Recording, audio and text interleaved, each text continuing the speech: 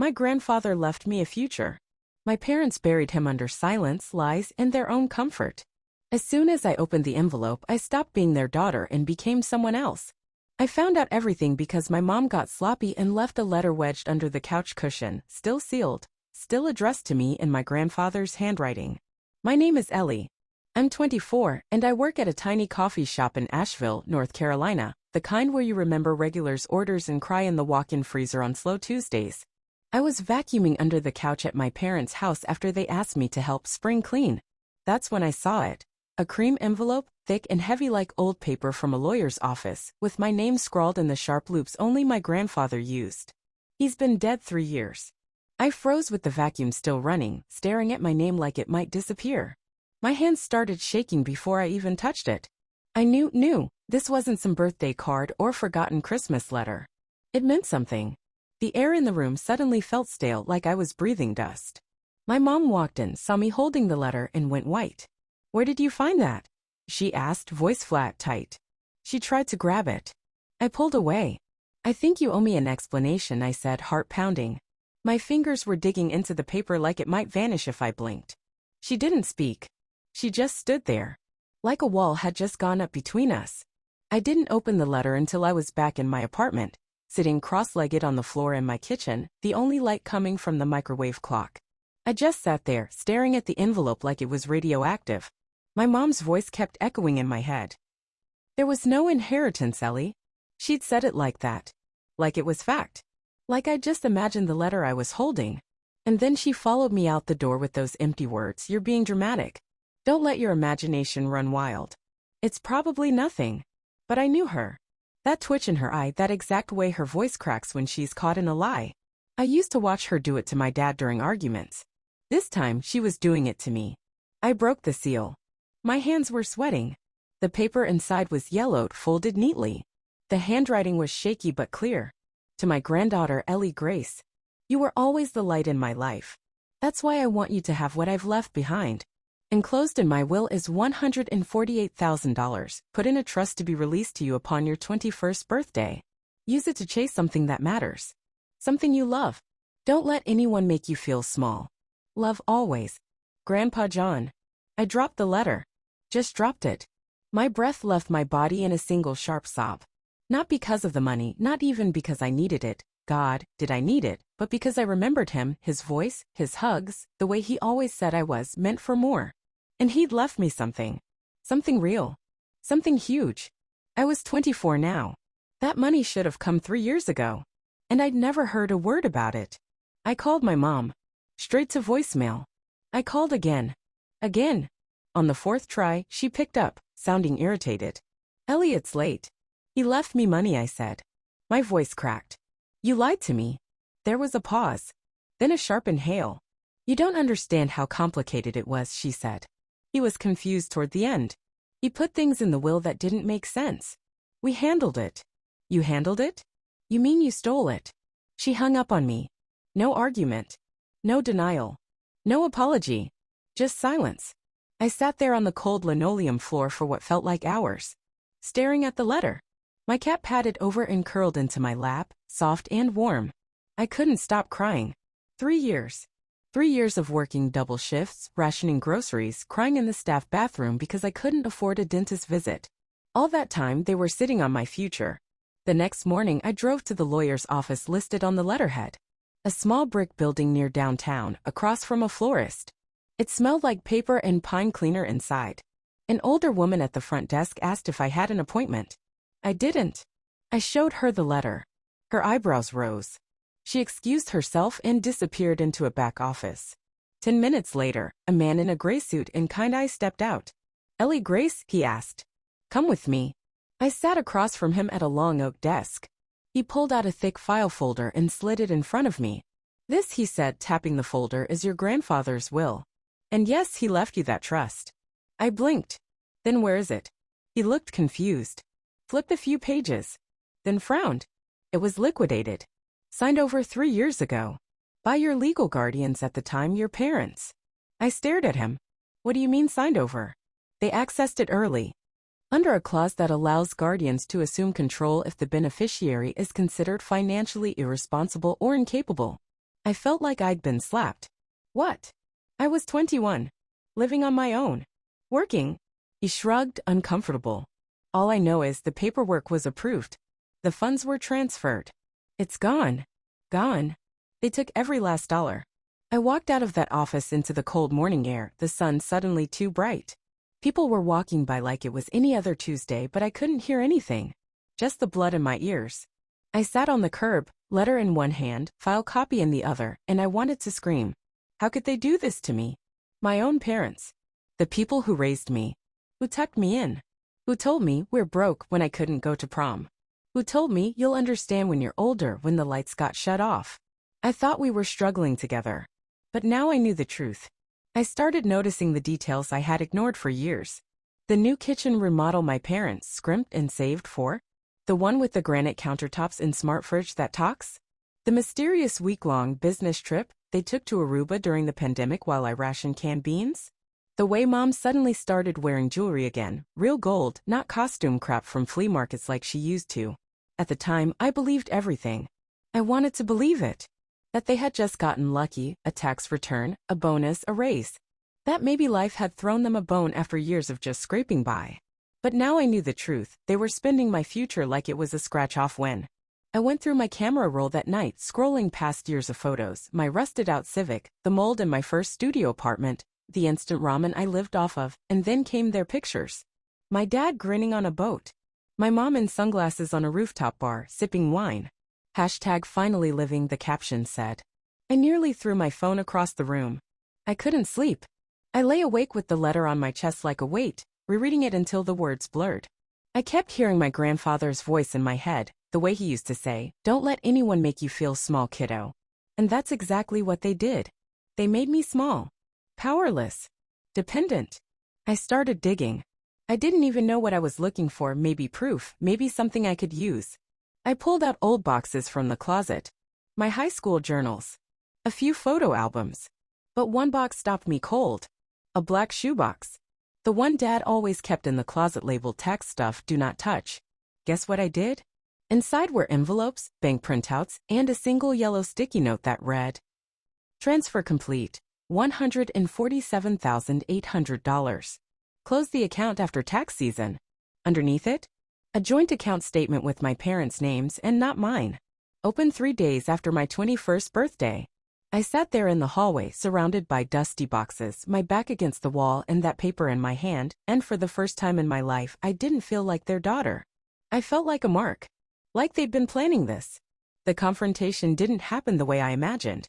No yelling, no chairs thrown, no teary confession. Just dinner. Mom invited me over after 2 days of dodging my calls. She said it was time we talked in that same voice she used when I was grounded in high school. I walked into their house and everything reeked of dishonesty. Too clean. Too quiet.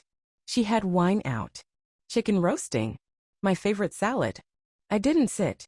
I pulled out the letter and the bank statement and placed them in the middle of the table like a silent bomb. She stared at them, then looked up at me with her tight little smile. "You've been busy." Dad walked in a second later, humming like nothing was wrong until he saw the papers. He stopped. I finally spoke. "Tell me why. Just tell me why, and I might still care enough to listen." My mom let out a long sigh. "Ellie, you were young. Irresponsible. We were trying to protect your future from you. We were going to tell you when the time was right. 3 years ago was the time. When I was rationing heat and crying myself to sleep in a freezing apartment, that was the time." Dad finally spoke, but his voice was flat. "We paid off the mortgage. Your mom's medical debt. You don't understand what stress we were under. You could have asked me," I said. "I would have helped. We could have planned. That money could have changed everything for me." He had the audacity to shrug. "You were always chasing dreams. You would have wasted it." That's when I realized they never trusted me. They didn't see me as a capable adult. They still saw me as some teenage screw-up, not someone who'd worked 2 jobs, kept a roof over her head, and never once asked them for a dime. I left without eating. I didn't slam the door, I didn't scream. I just walked out. And that somehow felt louder than any explosion. The ride home was quiet. No music. Just my fists clenched around the steering wheel, tears burning down my cheeks. But behind the sadness, something else was starting to build. A low rising fire. They took everything and didn't even feel guilty. And now I had nothing left to lose. I didn't go to work the next day. I called in sick, which was a lie. I wasn't sick, I was splintering. I stayed in bed until noon, my body too heavy to move, phone face down beside me, the air in my apartment thick with the sour smell of leftover takeout and stale grief. They raised me to be quiet, to be grateful, to say thank you even when I didn't get what I needed. I spent most of my life believing I owed them everything, that I should be lucky to have a roof, food, a bed, even if that roof leaked. The food came with guilt, and the bed was on the floor of a one-bedroom apartment where the walls were too thin and the neighbors screamed through the night. I gave them the benefit of the doubt every single time.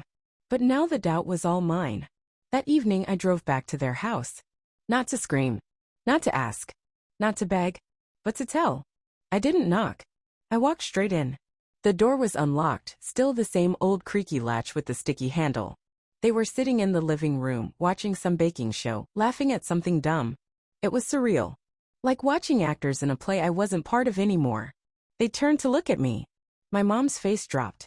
I dropped the flash drive onto the coffee table. I made copies, I said. The letter. The account info. The withdrawal forms. Everything. I've already sent it to a lawyer and 2 friends. You don't get to bury this. Dad leaned forward, voice stiff. Ellie, let's be reasonable. No, I cut him off. My voice was shaking but loud.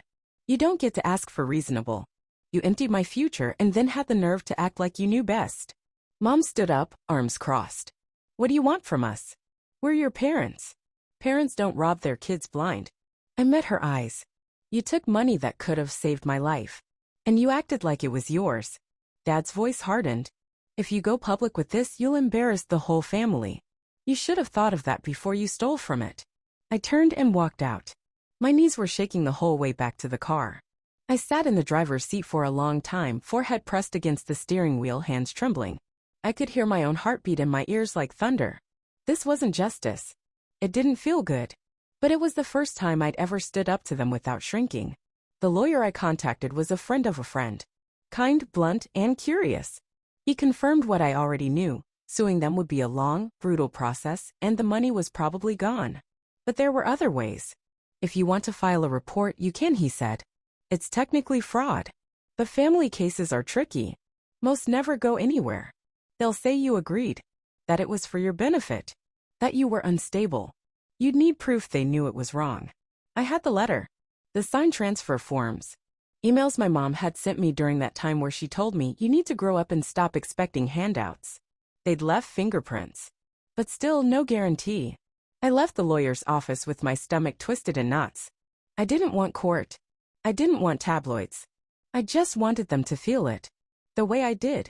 The emptiness. The betrayal. The shaking hands at 2 a.m. wondering how could you. Weeks passed. They stopped calling.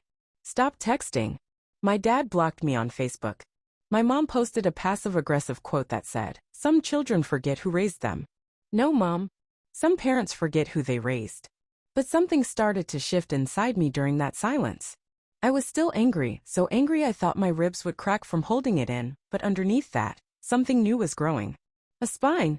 I started walking differently. Talking differently. My boss noticed. You okay? She asked one morning while I frothed milk. You seem bolder. I'm getting there, I said. I didn't tell her that I'd stopped apologizing for everything.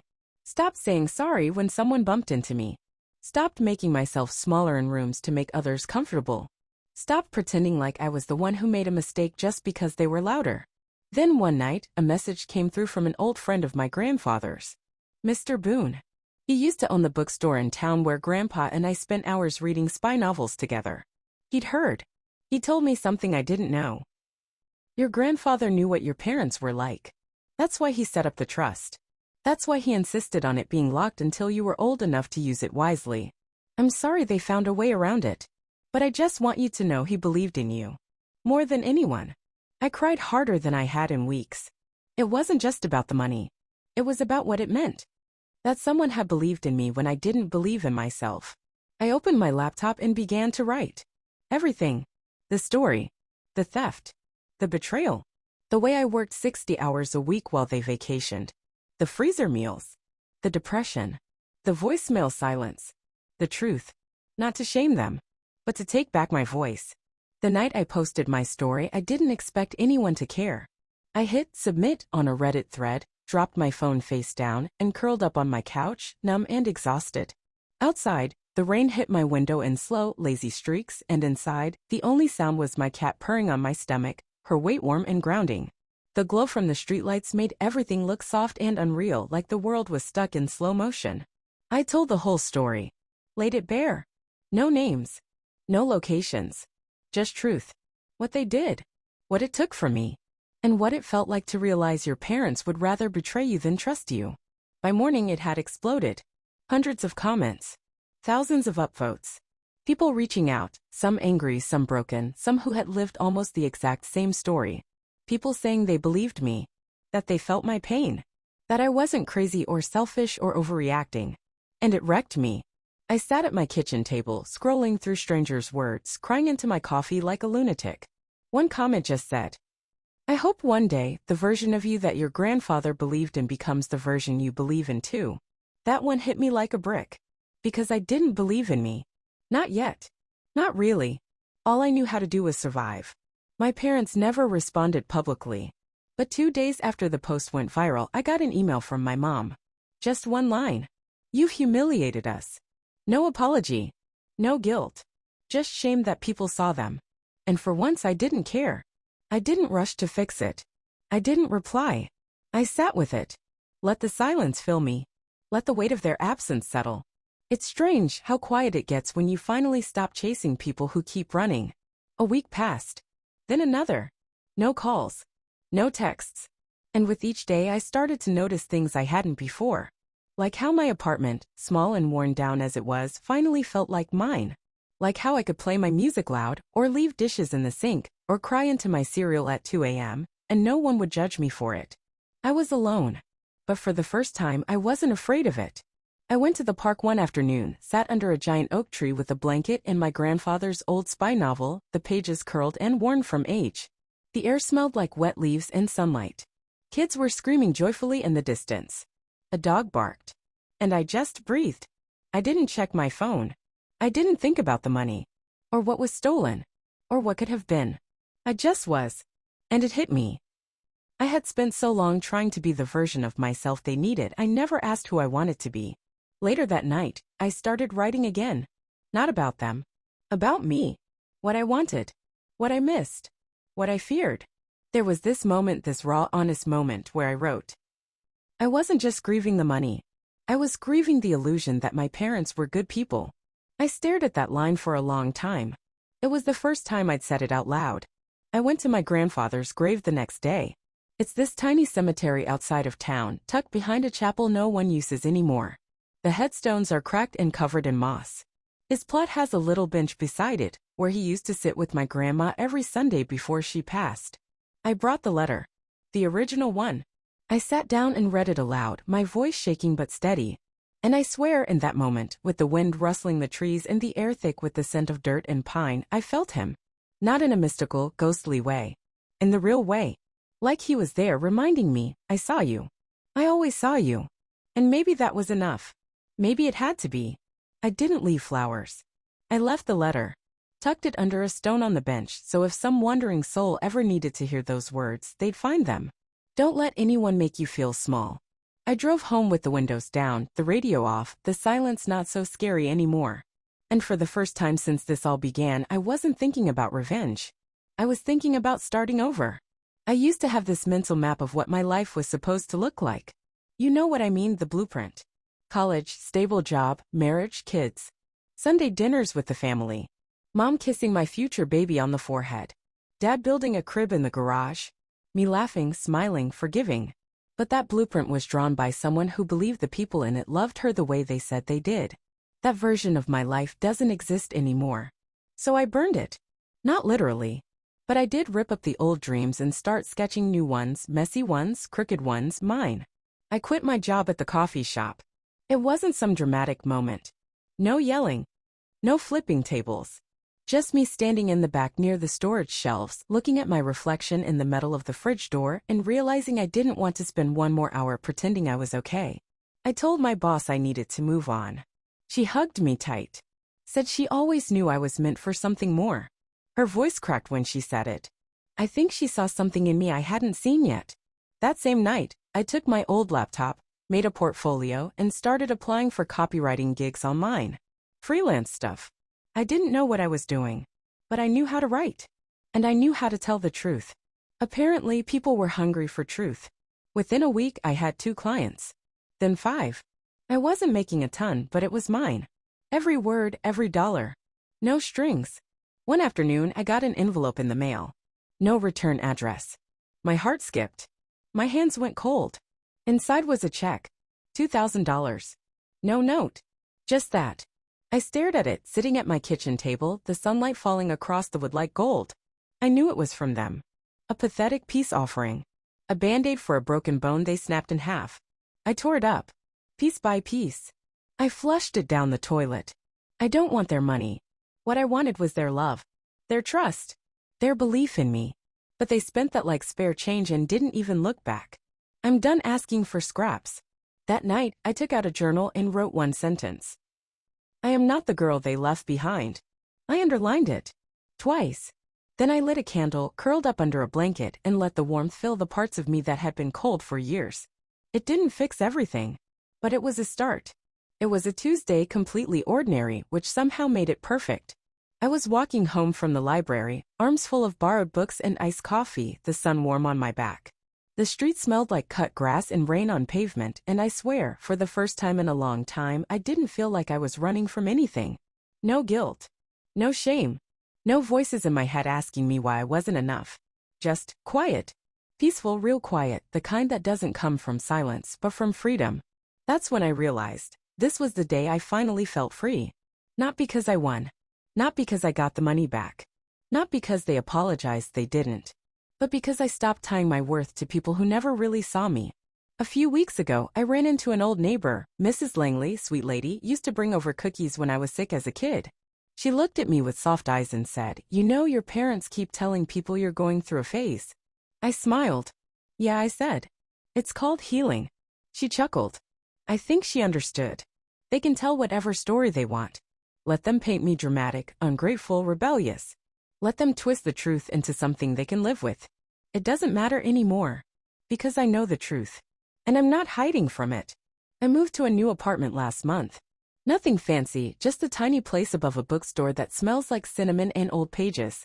There's a window seat where I drink coffee in the mornings and write for clients who actually value my words. Every time I get paid, I put a little aside. Not for revenge. Not for justice. For me.